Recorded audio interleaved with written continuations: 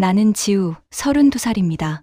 지금 법정에 앉아 8년 동안 함께했던 남편 준혁이 이혼 서류에 서명하며 비웃는 모습을 보고 있습니다. 그는 항상 저를 별 볼 일 없는 시골 출신 주부라고 무시했죠.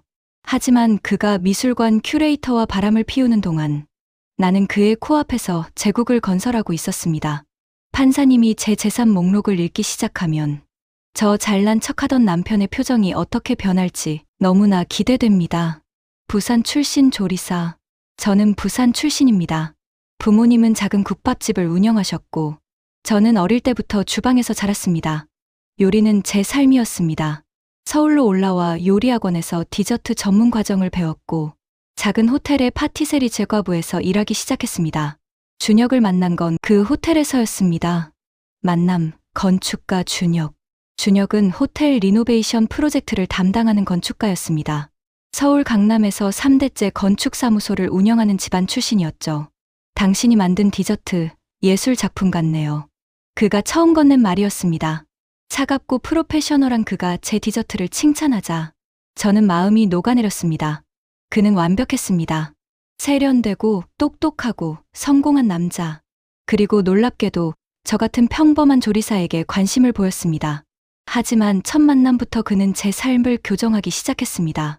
부산 사투리는 좀 고치는 게 좋겠어. 우리 가족 모임에서 어색해 보일 수 있으니까 조리사라는 직업은 좀 더 우아한 표현이 필요해. 푸드 디렉터라고 하는 게 어때? 당시엔 그게 사랑이라고 생각했습니다. 결혼 용산 타워 팰리스. 우리는 1년 반 연애 끝에 결혼했습니다. 결혼식은 서울 한복판 특급 호텔에서 치렀고 신혼집은 용산 타워 팰리스였습니다. 준혁의 가족들은 저를 교육하는데 열심이었습니다. 지우 씨는 예쁘긴 한데 교양이 좀 부족하네요. 시어머니는 제 앞에서 대놓고 말했습니다. 그래도 준혁이가 선택했으니 우리가 가르쳐야죠. 강남 며느리로 키워야 해요. 저는 플라워 아트 수업, 와인 클래스, 골프 레슨을 받았습니다. 하지만 아무리 노력해도 그들의 눈에 저는 프로젝트일 뿐이었습니다.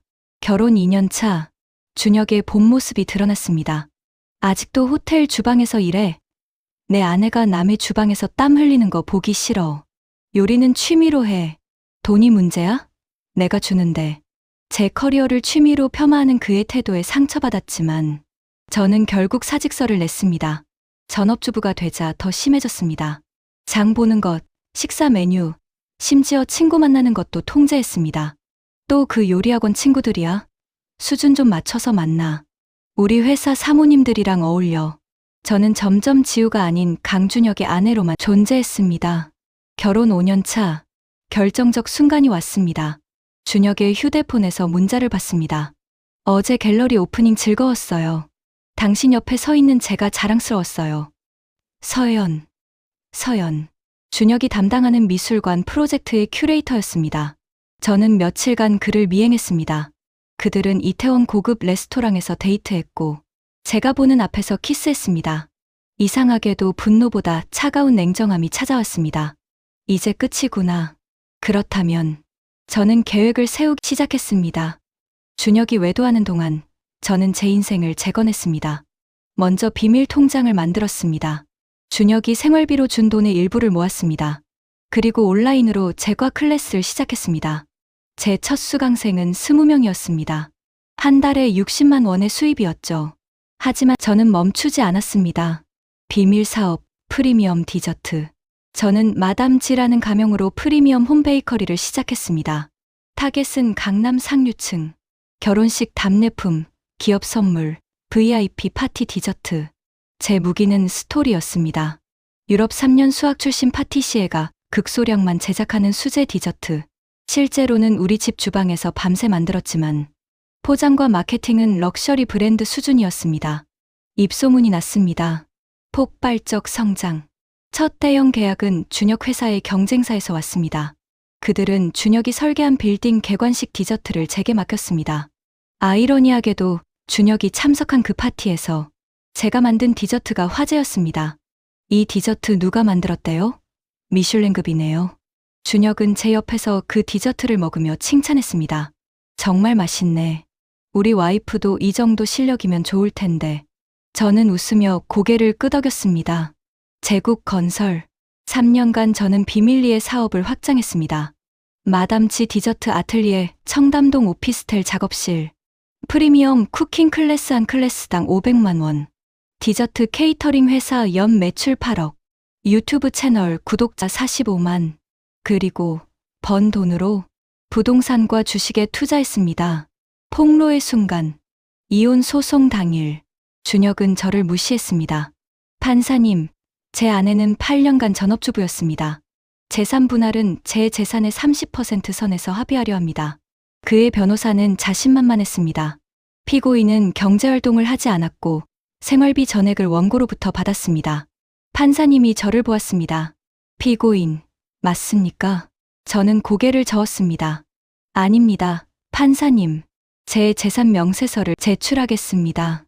진실의 폭탄. 판사님이 서류를 읽기 시작했습니다. 피고인 이지우의 재산 목록. 1. 마담치 디저트, 그 아틀리에, 기업 가치 23억 원. 2. 부동산 강남 오피스텔 2채, 제주 펜션, 15억 원. 3. 주식 및 투자 자산 18억 원. 4. 유튜브 및 온라인 수익, 연 6억 원. 총 재산 62억 원.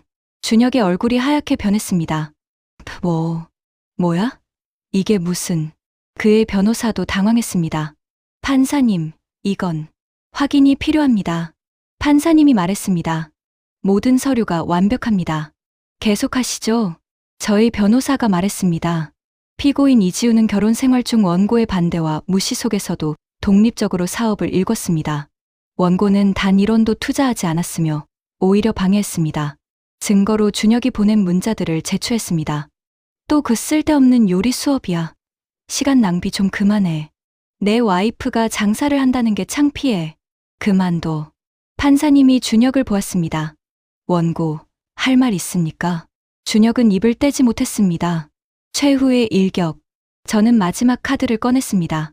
판사님, 그리고 원고의 외도 증거도 제출합니다. 준혁과 서연의 사진, 호텔 영수증, 문자 메시지. 모두 완벽하게 정리된 파일이었습니다. 원고는 3년간 혼외 관계를 유지하며 가정을 파괴했습니다. 이혼 사유는 원고에게 있습니다. 준혁이 소리쳤습니다. 지류, 이게 내 복수야? 내가 이럴 줄은. 저는 차갑게 대답했습니다. 복수가 아니에요. 생존이었을 뿐이에요. 판결. 판사님의 판결은 명확했습니다. 이혼 인정. 사유는 원고의 외도. 피고인의 재산은 혼인 중 독립적으로 형성되었으므로 분할 대상 아님. 오히려 원고는 피고인에게 위자료 5억 원 지급. 주거 재산은 피고인에게 귀속. 준혁은 그 자리에 주저앉았습니다. 3년 후, 지금 저는 청담동에 프리미엄 디저트 카페를 운영합니다. 지우의 아틀리에, 예약제로만 운영하며 한 달 예약이 꽉 찹니다. 제 얼굴은 이제 숨기지 않습니다. 준혁은 건축사무소를 정리했다고 들었습니다. 서연과는 헤어졌다더군요. 가끔 지나가다 저를 봅니다. 하지만 말을 걸지 못합니다. 제가 더 이상 강준혁의 아내가 아니라 마담치 그 자체이기 때문입니다. 당신이 누군가에게 무시당하고 있다면 기억하세요. 당신의 가치는 남이 결정하지 않습니다. 저는 조리사였습니다. 누군가는 그걸 단순 노동이라 폄하했죠. 하지만 저는 그 기술로 제국을 세웠습니다. 당신도 할 수 있습니다. 침묵하되 준비하세요. 그리고 때가 되면 세상에 보여주세요. 당신이 누구인지. 이 이야기는 무시당한 모든 이들에게 바칩니다. 당신의 재능은 작지 않습니다. 다만 아직 빛을 보지 못했을 뿐입니다. 준비하세요. 당신의 순간이 옵니다. 그리고 그때 세상은 놀랄 것입니다.